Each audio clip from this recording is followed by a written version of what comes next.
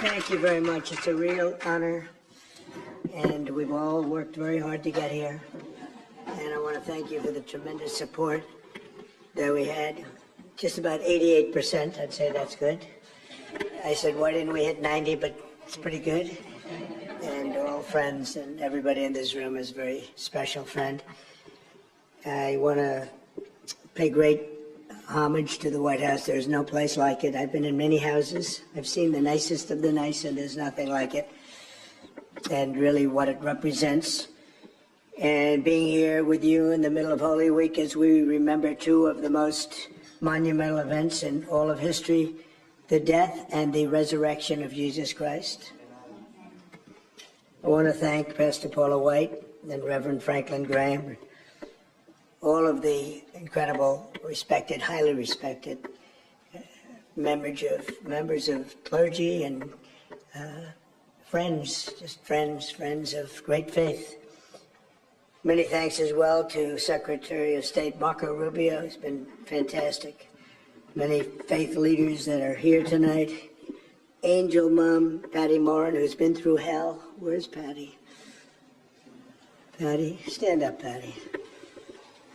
Please.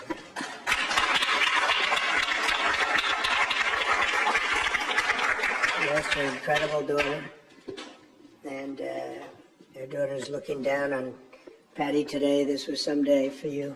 And we appreciate it, Patty, and we're all with you 100%. And you are indeed an angel, Mom.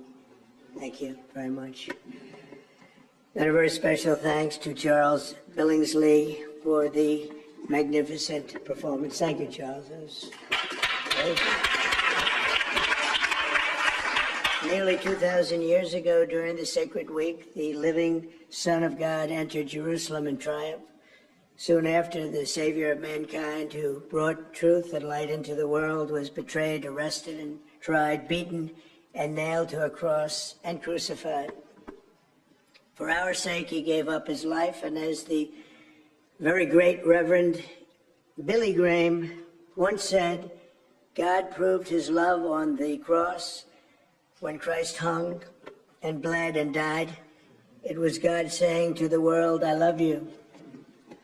Those are beautiful words from a great man, Franklin, right? A great man, Franklin's incredible father. I went to Yankee Stadium with my father many years ago to watch your father. You think we have big crowds today? It was some crowd. Never forget it. So thank you very much, and thank you for being here, Franklin, very much. 3 days, your father would be very proud of you, by the way. Incredible father. 3 days later, Christ's followers found the empty tomb. Jesus had defeated darkness and death and promised new life to all of humankind. And that's what we celebrate each year at Easter as we joyfully proclaim on Sunday, He is risen. The death and resurrection of Jesus are the essence of the Christian faith. Whether rich or poor, healthy or sick, young or old, or in times of peace or war, Christians everywhere find solace and hope in the knowledge that Christ died for them and that they could be united with Him in heaven. And that's what we want. That's what we all want. The miracles of Holy Week set in motion a transformation in human existence. Countless millions of Americans have been moved by Christ's example to heal the sick, defend their families, lift up their communities, and make our country stronger, better, and greater than ever before. With God's grace over these past 3 months, and we have had a great 3 months. They say maybe the best 3 months ever for a president and an administration. It was really great. We have fantastic people, and they're people that believe like you do. But we've achieved more than most administrations have been saying do in 4 years or even 8 years, just in a short period of time. And I think there's a whole new spirit in our country, and I think there's a whole new respect for our country. Our country was not respected 5 months ago, 6 months ago, although I think November 5th did a lot to get that respect, Franklin. I think it was a big day. I hope it's going to go down as one of the most important days in the history of our country, November 5th. We're restoring our prosperity, securing our borders. We're rebuilding the U.S. military. I did it once, now I'm going to do it again, and even more so.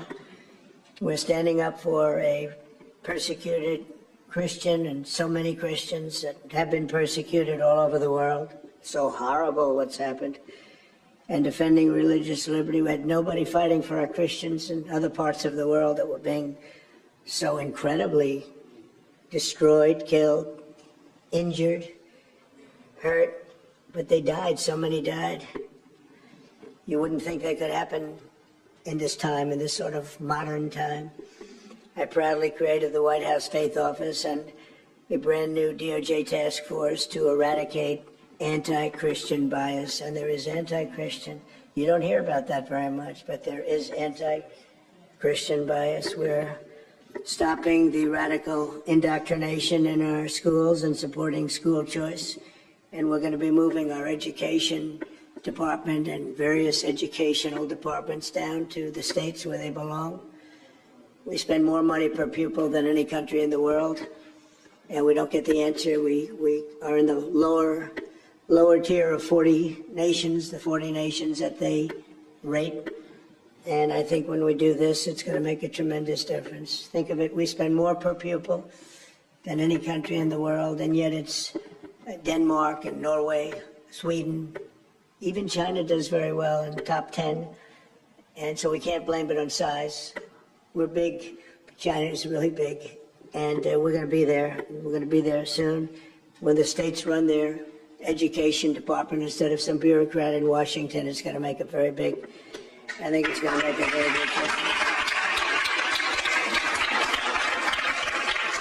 And I also, and this was a very easy one for me, I guess some people still fight it because I saw on television today a Democrat congressman fighting so hard. I banned men from women's sports. Seems easy.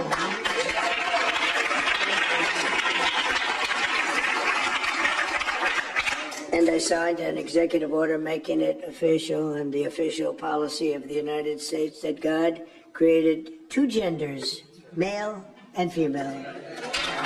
That's not too difficult. So there's so much to celebrate this Easter. This is really, I hope, going to be one of the great Easters ever, because we have something going that I don't think this country has seen in 100 years. And as we gather with family and friends, we'll not forget the true source of our joy and our strength. America has put our trust in God.